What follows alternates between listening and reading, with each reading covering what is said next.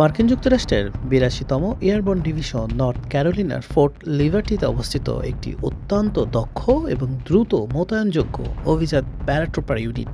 All American নামে পরিচিত এই ইউনিটটি মাত্র ১৮ ঘন্টার মধ্যেই মোতায়েন করা সম্ভব পৃথিবীর যে কোনো প্রান্তে। এই ইউনিটের সক্ষমতা রয়েছে শত্রুপক্ষের ভূখণ্ড কিংবা দুর্গম এলাকায় জোরপূর্বক প্রবেশের। দ্রুত মোতায়েনযোগ্য এই বাহিনী কি সত্যি ইরানে পাঠানো হতে পারে? ইরানে তাদের ভূমিকা কি হবে? মধ্যপ্রাচ্যে নতুন করে মার্কিন সামরিক উপস্থিতি বাড়ানোর গুঞ্জন ঘিরে আবারও আলোচনায় যুক্তরাষ্ট্রের সেনাবাহিনীর ৮২তম এয়ারবর্ন ইনফ্যান্ট্রি ডিভিশন।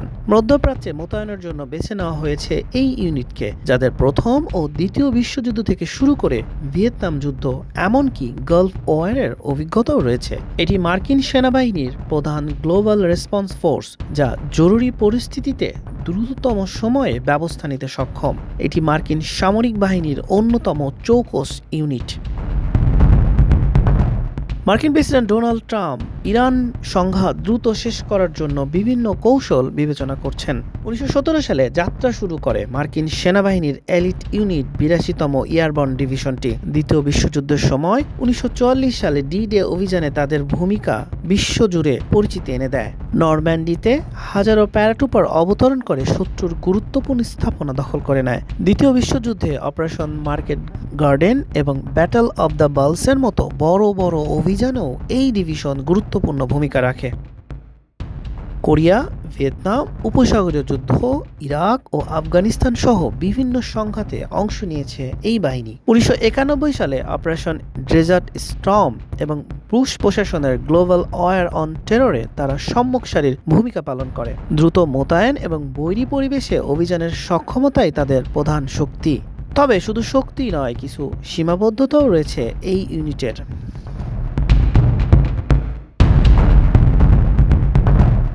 মার্কিন মেরিন কর্নেল মার্ক অ্যাক্সিওসকে বলেন, ৮২তম এয়ারবর্ন হালকা পদাতিক বাহিনী।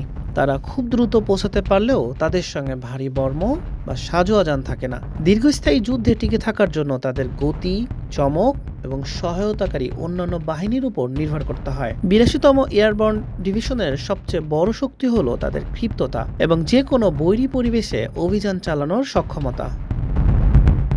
২০২১ সালে আফগানিস্তান থেকে সেনা প্রত্যাহার এবং ২০২২ সালে রাশিয়ার ইউক্রেন অভিযানের পরও এই ইউনিটটিকে ইউরোপে মোতায়েন করা হয়েছিল।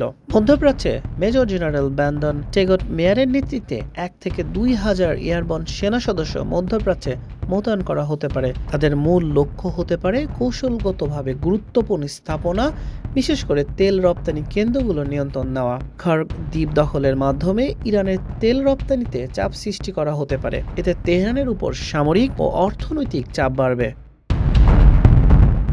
ইরানে মার্কিন স্থল বাহিনী মোতায়েন করা হলে তা হবে এই যুদ্ধের একটি বড় সামরিক উত্তেজনা ও পরিস্থিতির তীব্রতা বৃদ্ধি করা। হরমুজ প্রণালী অতিক্রম না করেই উপসাগরীয় অঞ্চলের লক্ষ্যবস্তুতে দ্রুত আঘাত হানার জন্য এই প্যারাট্রুপাররা বিশেষভাবে উপযোগী। মধ্যপ্রাচ্যে প্রায় ৫০,০০০ মার্কিন সেনা মোতায়েন রয়েছে। মার্কিন মেরিন ও অন্যান্য বাহিনী থাকায় এই সংখ্যা আরও বাড়ছে বলে জানিয়েছে গালফ নিউজ। ৮২তম এয়ারবর্ন ডিভিশনের সম্ভাব্য মোতায়েন শুধু সামরিক কৌশল নয়, একটি বড় ধরনের কূটনৈতিক ও মনস্তাত্ত্বিক বার্তাও বহন করতে পারে। হাসান শাহরিয়ার, মানব কণ্ঠ।